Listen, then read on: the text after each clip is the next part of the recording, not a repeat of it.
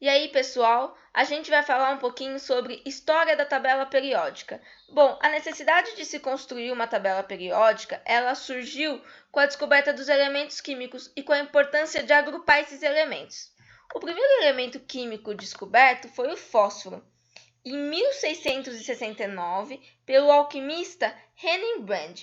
Depois dessa descoberta, muitos outros elementos químicos foram descobertos. Então, houve a necessidade de ordenar esses elementos de alguma maneira, e isso ficou conhecido como tabela periódica.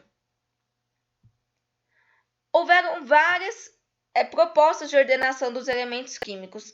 As principais foram Dalton e as massas atômicas, as tríades de Dobereiner, o parafuso telúrico de Chancoteau, a tabela periódica dos elementos de Mendeleev, Moseley e os números atômicos e a tabela periódica atual. Começando por Dalton, Dalton foi o primeiro cientista a propor uma ordenação para os elementos químicos. Bom, a ordenação dele foi bem simples, ele somente listou os elementos químicos que ele conhecia na época. E uma coisa muito importante, ele já propôs uma simbologia para cada elemento. Então, cada elemento aqui possui um símbolo diferente, ok? O próximo cientista que a gente vai falar é Dobereiner. Dobereiner foi o primeiro cientista a se preocupar em ordenar os elementos de acordo com uma característica. A característica que ele utilizou foi a massa atômica dos elementos. Tá? E a tabela dele ficou conhecida como as tríades de Dobereiner. O que ele fez? Ele agrupou os elementos de 3 em 3.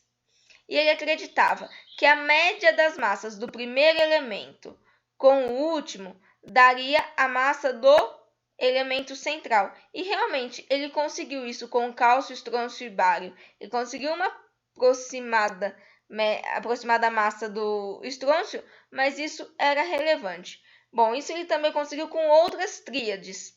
No entanto, ele não conseguiu com muitas, e a tabela dele não ficou muito bem conhecida e nem muito bem aceita. Mas ela foi muito importante para mostrar que os elementos químicos deveriam ser agrupados observando uma determinada característica. O próximo cientista que a gente vai falar é Chancoteau.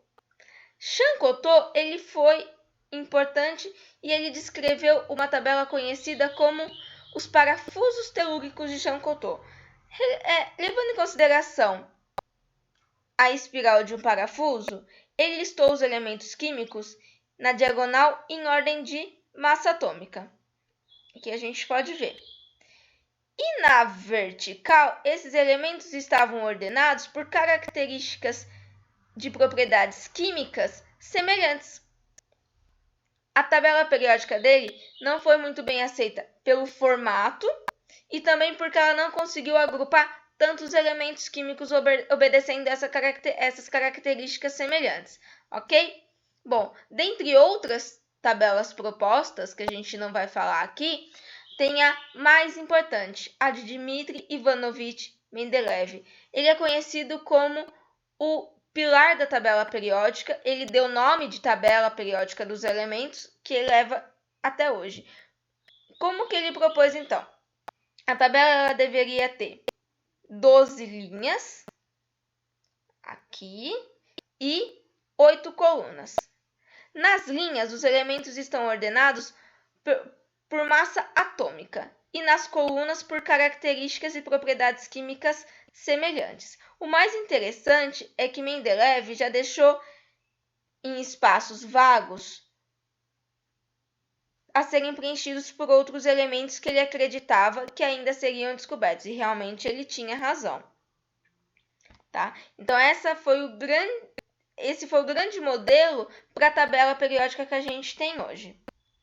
Depois de Mendeleev, Moseley fez uma grande descoberta. Ele descobriu os números atômicos. Os números atômicos, eles são como se fossem o RG do nosso átomo. Cada elemento tem um número atômico específico e isso nunca vai mudar. Perante isso, Moseley decidiu então que a tabela periódica ou que os elementos deveriam ser ordenados na tabela periódica por ordem de número atômico. Então, a gente muda a ordem aqui. Até então, nós tínhamos ordem de massa atômica. Agora, nós temos ordem de número atômico. Bom, com isso, foi que a tabela periódica começou a ter esse formato irregular aqui.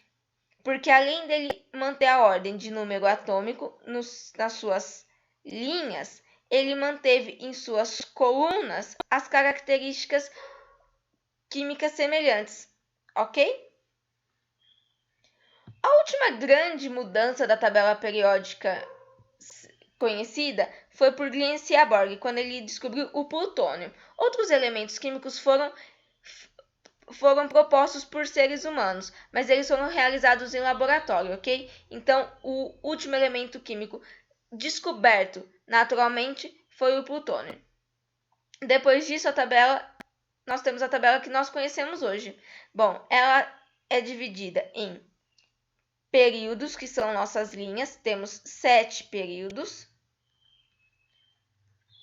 e 8 colunas, que são as nossas, 18 colunas, que são as nossas famílias.